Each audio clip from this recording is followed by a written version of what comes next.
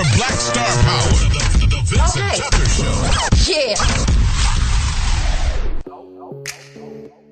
Syndicated and award-winning, this is the VTRS, the Vincent Tucker Radio Show. It's your main man, Vincent Heartbreak Tucker. And as we continue our reign as a new home for Black Star Power, our guest today is Morris Chestnut. Yes, that Morris Chestnut, ladies. You can go crazy right now. It's okay. You can scream and do all that good stuff.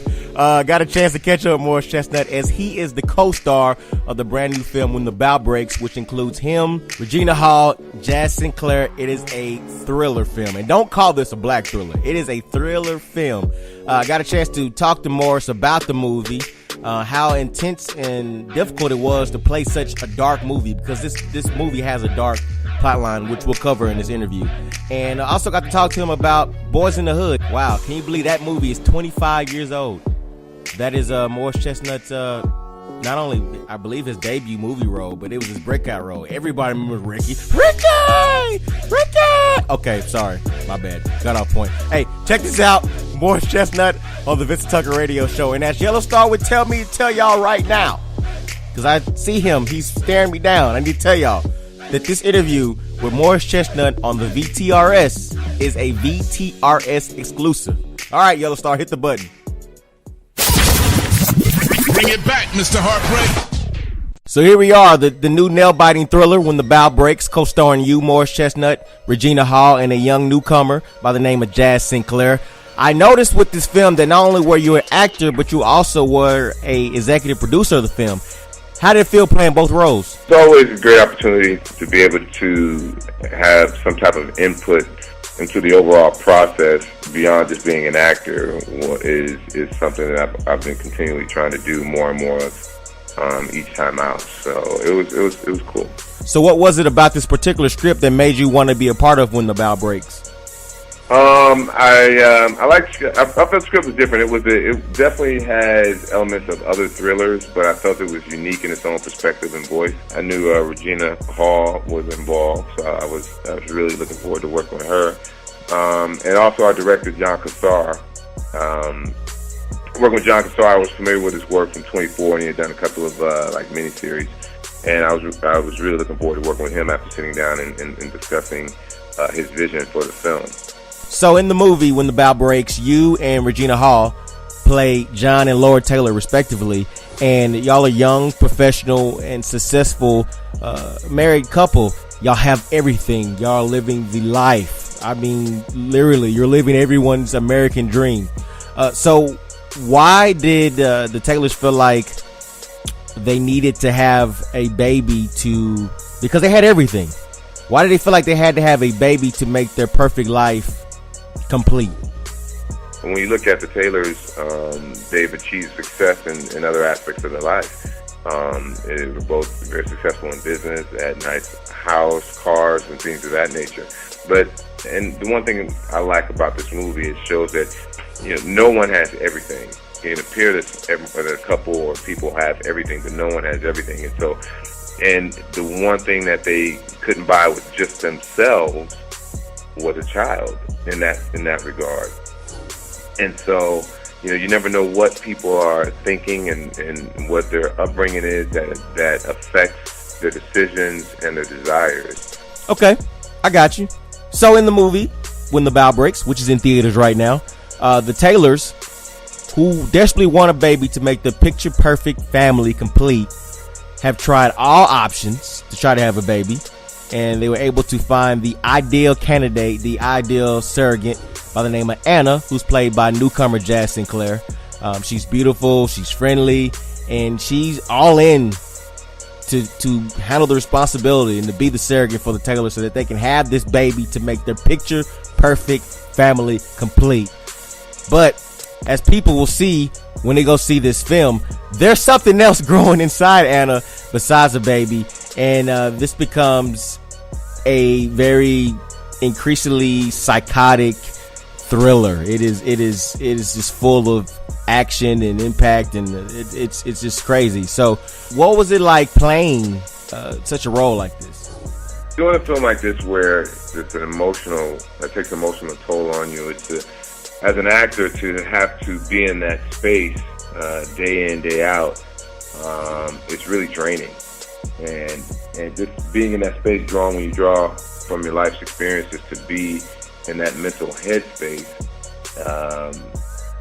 it just really, it was a relief to be done with it. Wow, I can only imagine. So I know it took y'all about 35 days to film this movie. So when you get this script and you see how it's an emotional roller coaster and it goes through a variety of emotions and it's, you know, it's a thriller. What's your approach? Like, how do you get ready for a role like this? What do you use to give you insight into the character?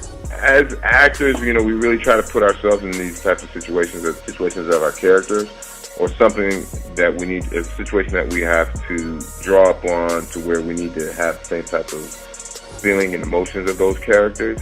I think for this one, I mean, I've never been in a situation to where, I mean, my children are old now, so I've always known what it's like. So my approach to it was just to have. My approach was to just put myself in a situation to where if I didn't have them, if I couldn't have them again. So, in your personal opinion, as we reflect on the Taylors, or couples like the Taylors, people who are living in a perfect life, or maybe somebody in a bad relationship who thinks a baby is going to make their life better. I think that there's parallels you can drive between both scenarios. What do you say? What advice would you give to people in that mindset who think a baby will fix everything? Well, I would just say this. I think that within a marriage, you always have to work on that despite anything else. Work on your relationship with your wife, with your husband, and that's first and foremost.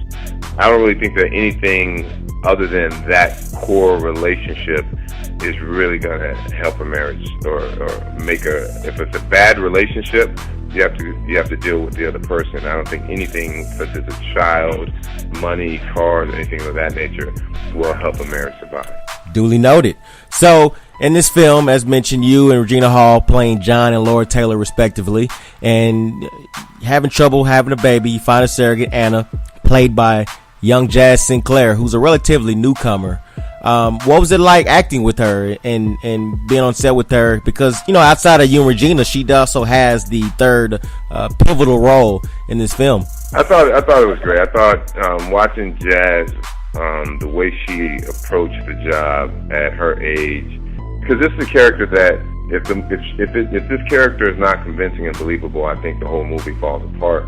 And watching someone of her age, just the way she approached the role and the professionalism and then the talent, it was a great experience.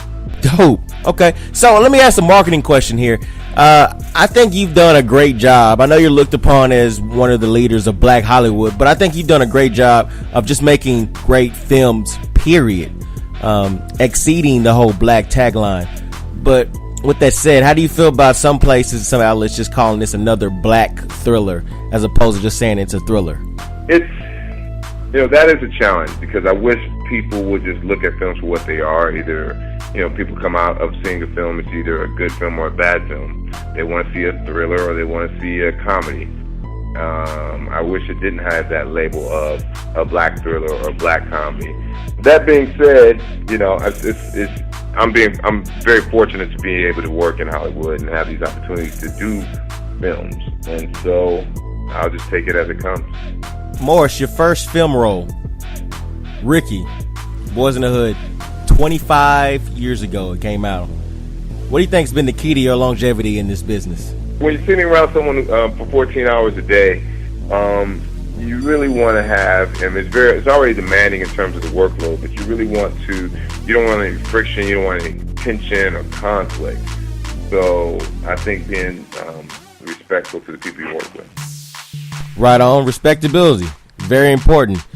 Speaking of Boyz-n-da-Hood, and this being the 25th anniversary of Boyz-n-da-Hood and your debut film role, thinking back to then, what was some of the best advice that you got, doing the filming of that movie? Wow. During that film, it really went so fast. Every time no one really gave me advice. I was always asking Cuba questions, but it was really his questions about his experience in the industry. It was so much so every time I came out, if he came out of the trailer, I came out my trailer, he saw me walking towards me, he'd go back in because I was always asking questions because he had more experience than I did at the time. Basically, so no one really gave me advice. Everyone was really doing their own things, and I was just observing. But I was just sitting there just soaking it in and just seeing, you know, probably how people really just treated other people on the set that they worked with. Morris Chestnut, it has been an honor and a pleasure. Everyone, please go see When the Bough Breaks, starring Morris Chestnut, Regina Hall, and Jaz Sinclair. It is in theaters right now. Only on The Vincent Tucker Show.